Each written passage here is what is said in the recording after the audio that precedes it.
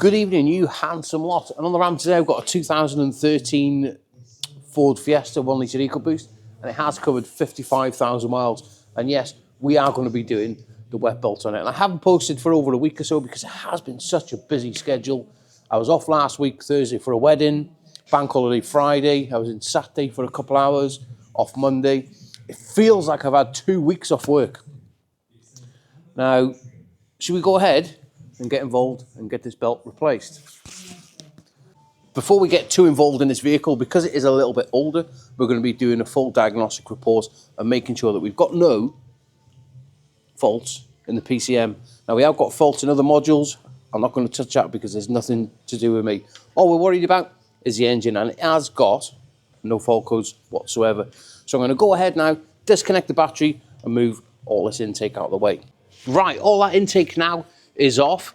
We're going to take a vehicle up shortly, but before we do, we're just going to connect the air conditioning machine and degas the system. Now, there is a little adapter because that pipe, as a lot of you may know, doesn't fit there, but these adapters, they are about 18 quid from GSF, and it does just click on and it'll allow us to connect the high pressure side.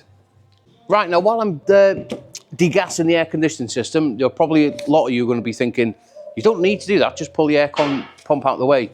Yes, if it comes off the sump, because the bottom bolt can snap. Now, I like to make room for myself. Now, if I've got the machine to degas it, I'm going to degas it and pull the pump off out of the way regardless, because it just makes my job so much easier. It might take me a couple of minutes to degas it and take the pump off, but in the long run, it's probably going to save me a lot of time faffing about. Now, that's degassed. I'm just waiting for the oil to drain out of it. And we can take it up in the air, get the coolant out. Now, this car has had some sort of work carried out to it in the past because it is little nuts and bolts that aren't original. Have a little look, holding a heat shield on. We'll take it up in the air, get all the covers off and see what's going on. Right, now with this vehicle up in the air, the last 4 or 5 that I've done of these, this air conditioning bolt, the last one snapped, but the fourth or whatever it was, I've done that many of them, I did manage to get them out with a vibro gun. I just pulled the skirt down off the bumper, went through with a vibro gun with a 10mm attachment, and it comes straight out. But luckily enough, this one, I think it has all been apart at some point before. So that bolt is very slack and it has come undone very easy. And of course, it has also had another common fault with them, is a flexible pipe repair. So them bolts up there are going to come undone very easy. We're not going to have to faff about. While my coolant is draining out, we're going to undo the top starter motor bolt to come through the passenger wheel arch, a couple of long extensions, and we can get to that top bolt relatively easy. Oh, I just knew it was too good to be true. I knew it. I've come to get the cat off. There's a bolt missing down the bottom here. That one's come undone. They've been all odd bolts. And that one there, as I've just undone it, has snapped. So we're going to try and drill that out shortly. Hopefully the stud is soft enough. Jacket is off, glasses are off. We mean business. Now, what I've had to do, I could have quite easily gone, oh, let's do the belt and that first and worry about the bolt at a later time. Pointless. We need to get this bolt out first. So what we've done, drilled a tiny little hole in it. As you can see, that little drill off pickler is absolutely insane. You can get in all the tight angles with it. We've drilled a little hole through it. And we've got the heat inductor. Warmed it right up.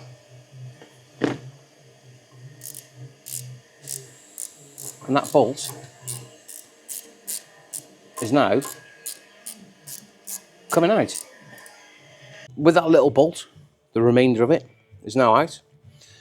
Of course, we're going to be running a tap through all the holes that are good. I'm not going to bother with that one down there because, I don't know if you can see, Someone's had a go at doing it and drilled it off centre. I mean, it wasn't blowing, and there's no reason for it to blow. But yeah, I think to do that one properly, I'm gonna have to get the turbo off, and that's going to turn into a big job. But anyway, let's get this exhaust off, take it up in the air, get the oil out, and drain the oil. Glasses are back on now, so I can see properly. Now, how do other people go about doing little jobs like this? Do they do the job or sort the snap bolt out after they've completed the job, or do they do it before they complete the job? Because I know if I was to do it after I'd done the job, I'd lose all enthusiasm and I'd be half-hearted about doing it. But however, we've gone ahead, like I've just showed you, we've drilled them out, put a tap down there, and we've also put some fresh studs in there.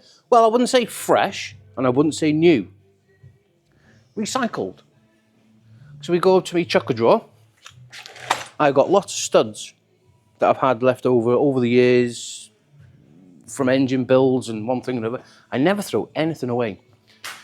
But we put some fresh studs in, 3 of them, 1 brand new one and 2 brand new second-hand ones. Now I wonder if anybody in the comments is going to remember this. An old Bosel stud extractor. No double nut in here. Straight on. And it just tightens up the studs without damaging the threads. I've got an 8mm, and also I've got the 10mm one. And I tell you what, they weigh a ton. An absolute ton. Old school tools rule. Fact. Right, enough of that. Let's crack on with this job. Let's get up in the air and get the oil out. I'm not 100% certain whether this has had a timing belt or the sump off it at some time in its life, because the sealant, let me try and show you, it isn't factory. It's like that horrible stuff that you get in them power squirty cans. It's shiny. Right, let's get the sump off and have a little look. We'll do it together. We'll get the sump off together and see if it has.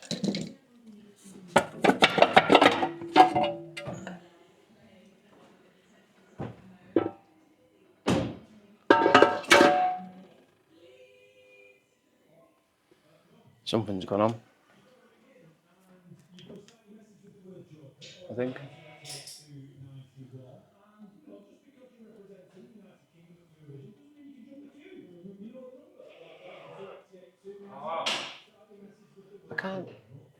I think it has. I'm not sure. But anyway, the pickup looks very, very clean, to be honest. Very clean. Now with that sump removed and in my drainer, I've gone ahead and removed the dry shaft bracket. Again, odd bolts in the dry shaft bracket. I've also connected up the torque multiplier bar and also the locking pin for the flywheel, but we haven't locked the flywheel yet. But we have marked it by there and there for reference. And also we've put the locking pin on the webbing of the crank. You see it? Come to the back of the engine by there. Right, let's go ahead now, drop this vehicle down and get the rocker cover off. I was surprised this timing cover wasn't leaking. We've got a bolt missing at the bottom corner there. What can we see in there? Probably snapped or something. No my luck on this job today. Oh well. Should we go ahead now and get this rocker cover off? Coil packs out, fuel rail off, high pressure fuel pump off, a breather pipe down the back there, and just undo that wastegate vacuum pipe, and that will allow you to just pull the pipes over here. Right, let's get to it.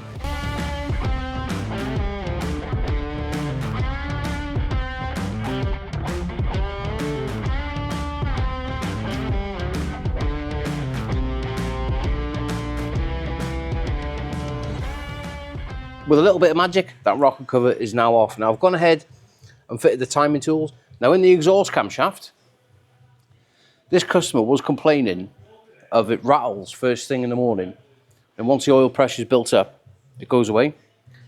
Now I think we've got a camshaft pulley that's faulty or playing up. If you have a little look, I can't get that tool fully locked in, and there is quite a bit of play in this pulley here. So I've just put it on loosely just to hold the camshaft slightly, and there's no pressure on it whatsoever. Now, as you can see, I've gone ahead and removed the engine mount, which is parked just by there. We're going to go ahead now and get this. No, we're not. We need to send the vehicle back up and get that crank bolt off. Torque multiplier fitted, and that crank bolt, I'm surprised it never come undone. It was really slack. I reckon it's just been gunned up. But obviously it must have been tight enough to keep that pulley on. Right. Let's go ahead now, crank the pulley off. We can get that timing cover off and see what's going on. Timing cover is now removed. Now, I think we found our problem why the tools wouldn't fit in. We have got a lot of play. Can you listen to it? I think that is going to be the customer's rattle upon startup. It is going to be having 2 new pulleys. I'm going to get them removed right sharpish. Right, well there is no keyway on these pulleys because they are free floating, and you do have to hold the camshafts with a 22mm spanner on the square, 22mm socket on 1/2 inch bar. Go ahead and get them slackened off.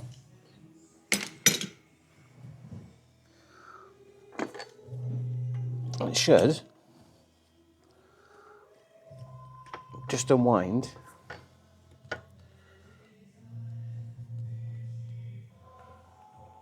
With your fingers. And there you go, that is one intake pulley off.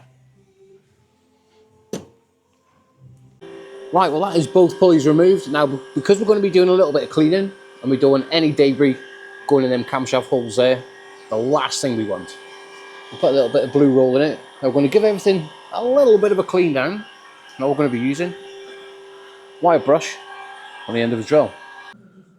Upon cleaning this cylinder head and block down, there is a little bit of damage by there. Now, the customer did say that the car's been in an accident and something was happened, but I'm not sure. I can't really leave that like that just in case it leaks. So I'm going to have to just get a little bit of a file and go ever so gently and try and make it nice and flat. Can you see how? You might not see it. It's just sticking out a little bit. So we're going to have to make that nice and flat. I would say now that engine is fairly clean. And we have a look at the timing belt gear. This belt has been done, but they haven't used a friction washer. Now if you have a little look at the pulley, can you see them little indents in it? Can you see it? They haven't used a friction washer either. I'm hoping that is going to be okay. Well, it should be okay because the friction washer should take a lot of that out. Right, I'm going to go ahead now, clean this timing cover down. The silicone, oh, it's everywhere. Absolutely everywhere. Right, well, I've done a little bit of cleaning. The sump's clean, timing cover is nice and clean, and also the brand new pulleys have turned up. Now, I've already fitted the intake. They are marked with a E for an intake. Now, these are Febby, and they come in a little box, but are they Febby? I don't know. It doesn't look like Febby. Right, let's have a little look. Let's take it out of the box. Febby box with an INA part in it. I mean, does it really matter? We all know that INA are good. Schaefer INA are good. Right, should we go ahead and get these pulleys on? Right, now to put the camshaft pulley holding locking tool in place. Now make sure that that little arrow, it slots in the pulley. And that goes at 12 o'clock. And also the same as the inlet Make sure that that goes 12 o'clock. We're going to leave them loose. And we're just going to put the belt on. Right, now once we put that belt back on, get your tool and just make sure that that black lever is at 12 o'clock on both the pulleys, because if it's not going to run right. That is 12 o'clock. And once that's done, make sure that these are loose. Just nip up with your fingers. A little bit like that.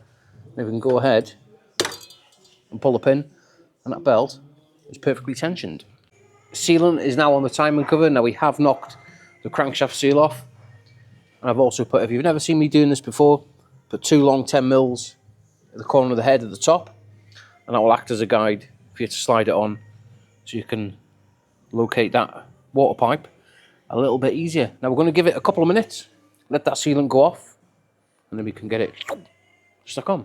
Timing cover is now on. Now fit this special tool. Now, believe it or not, I've had to borrow these off another garage. So cheers, Steve and Ken, for letting me borrow these. Otherwise, I'd have been stuffed. Because I don't normally, the amount of videos that you've seen me do these, I've never, ever, ever changed a camshaft pulley.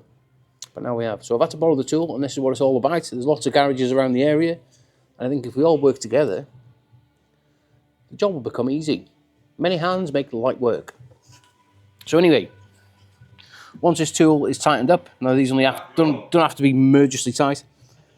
Just nip them up and grab that and make sure that they're both turning. I don't know if you can see. And we need to put the pointer back in the middle, so they both are lining up perfectly with a little V. And we can go ahead and torque that centre camshaft bolt up. I tell you what, this job is taking way, way, way longer than expected. Normally, by now, they are going back together, and it is, what time are we on? 2:15. Now, crank pulley's on, torqued up. Now I put a few lines by there, and also on the crank pulley for a little bit of reference. And what we're going to do, just wind it over by hand and make sure that them marks that I've fitted are lining back up perfectly. Can't get my words out. All my little marks are now lining up correctly. I've spun the engine over a few times just to make sure that everything is lining up perfectly and make sure nothing is locking up. Now, I would like to try and get this car off my ramp tonight, so I'm not going to bore you any longer. I'm just going to chuck this car back together. Well, we are making a little bit of progress. We're now at 4:15. Coolant in. I'm just regassing the air conditioning. I'm going to put the rock cover on, fuel rail on, coil packs back on, put some fresh oil in it, and a few little bits and bobs, and can't be far off, I don't think. Believe it or not, we are actually into the next day. And anyway, started the car up. Perfect. But I had a horrible, horrible whine from the bottom end of the engine. So I've had to take the exhaust back off, take the sump back off, and the oil pump. I don't know why. Where's it gone? It just become very noisy. So I have got a new one. Turn it up and it should be here sometime this afternoon. And I've also left my microphone at home as well, if the audio sounds a little bit poor. Right, with a little bit of magic, that brand new oil pump has turned up. I'm going to quickly get this chucked on, get it filled full of oil, and I'm going to start it up without that cap on and just see if it's all right. It's got to be. It's got to be. Right, oil pump is back on. We've got some oil in it. Now, I put the exhaust in because I want to have it nice and quiet. A lot of things are unplugged. I'm going to give it a big start. Obviously, I have wanged it over with the coil packs unplugged. And now it is perfect. So I don't know why that oil pump has gone like it has. Now, you lot know I have fitted hundreds of these belts and never, ever, ever had a problem. But it just goes to show that you can run into problems. Not always the jobs are the same, if that makes sense. Right, I'm going to finish off putting this car back together. There we go. This car is now back together and is running. Everything is nice and clean. Now I tell you what, let me flip this camera around. This car has done my head in. I ain't gonna lie. We're not even up to temperature and it is sounding perfect.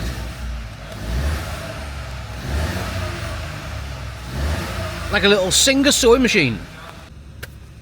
This is why you should never treat the same job and just presume that they're all going to be the same, because they're not. Every single one can be different.